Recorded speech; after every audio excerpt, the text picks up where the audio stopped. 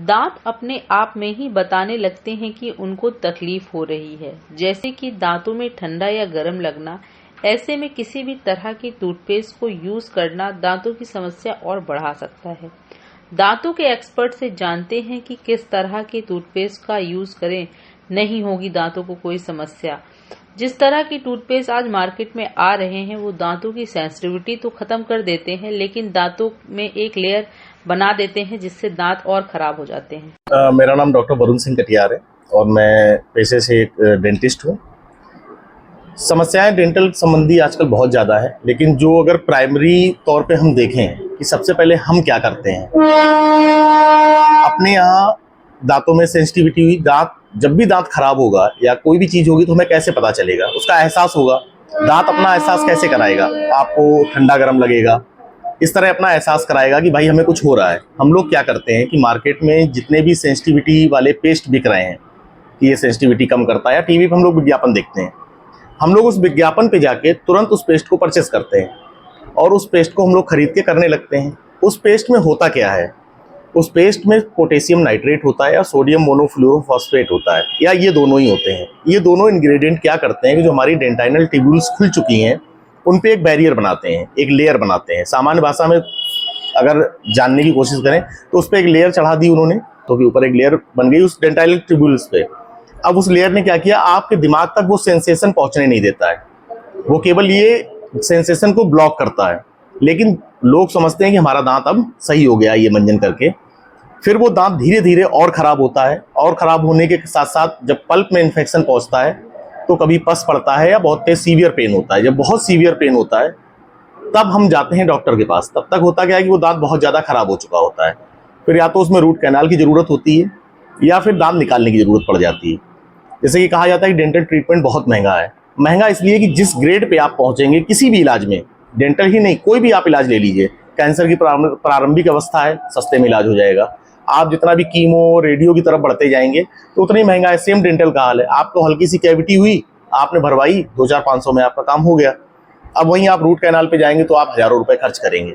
तो सेम हाल है कि हमारे यहाँ जो इस तरह के पेस्ट बिक रहे हैं तो उन पे ये जरूर नोट किया जाए कि पहले आप डेंटिस्ट को दिखाएं कि आपके दांत में प्रॉब्लम आ क्या रही है, ना कि आप सीधा पेस्ट लिया और करने लगे। दूसरा, मैंने जो गौर किया है और मैं इसका एक डेटा भी इकट्ठा कर रहा हूँ, करीब 100 से 150 पेशेंट पे मैंने ये अभी तक देखा है कि जिन लोगों ने कुछ एक स्पेसिफिक टाइप के टूथपेस्ट किए जो कि मुंह में ड्राइनेस लाते हैं, ऐसे बहुत से पेस्ट आते हैं जो मुंह में ड्राइनेस लाते हैं और मार्केट में बिक रहे हैं। उनसे होता क्या है कि पहले के ज़माने में अगर हम लोग देखें कि लोग पेस्ट यूज़ कम करते थे, नीम या दतून करते थे, उनके डेंटल प्रॉब्लम्स इतनी नहीं थी। अगर हम सोचें इस तरह से, आज डेंटल प्रॉब्लम इतनी ज़्यादा बढ़ चुकी है, 57 to 60% लोगों के डेंटल कैरीज है इंडिया में। कारण क्या है, जबकि लोग 2 बार ब्रश करने लगे हैं, 1 बार भी करते हैं, लगभग ब्रश हर घर में होता है, तब भी डेंटल प्रॉब्लम बढ़ रही हैं। कुछ कारण तो टूथपेस्ट में भी है। अगर मुंह में आपके, अगर आप खुद इस बात को समझें, जो भी दर्शक हैं या जो भी इसको सुन रहे हैं, अगर उनका मंजन करने से उनके मुंह में ड्राइनेस आ रही है और मुंह सूखा सूखा सा रहता है, तो आप मान के चलिए आपको मुंह से बदबू आएगी और मुंह सूखने की वजह से डेंटल कैरीज बहुत तेज़ी से बढ़ेगी, प्रोग्रेसिव कैरीज होगी आपको। जो हमारा सलाइवा है इसमें बहुत से गुड बैक्टीरिया होते हैं जो हमारे मुंह में हमारे दांतों को, हमारे इनेमल को सुरक्षित रखते हैं। और जब हमारा मंजन हमारे मुंह का पीएच लेवल थोड़ा सा डिस्टर्ब करता है तो वो ड्राइनेस आती है। ड्राइनेस आने की वजह से एक तो मुंह से बदबू आना स्टार्ट हो जाएगी, दूसरा डेंटल प्रॉब्लम्स बढ़ जाएंगी, डेंटल कैरीज बढ़ेगी। तो ये थोड़ा सा है कि लोग देख के काम करें और साधारण मंजन यूज़ करें। और अगर कभी भी आपको सेंसिटिविटी होती है तो कम से कम एक बार सलाह ले लें, शायद आपका दांत खराब होने से बच जाए। इस तरह मसाला वगैरह खाने से, गुटखा खाने से या सुपारी खाने से लोगों को सबम्यूकस फाइब्रोसिस की समस्या हो जाती है। सामान्य भाषा में मुंह छोटा हो जाता है।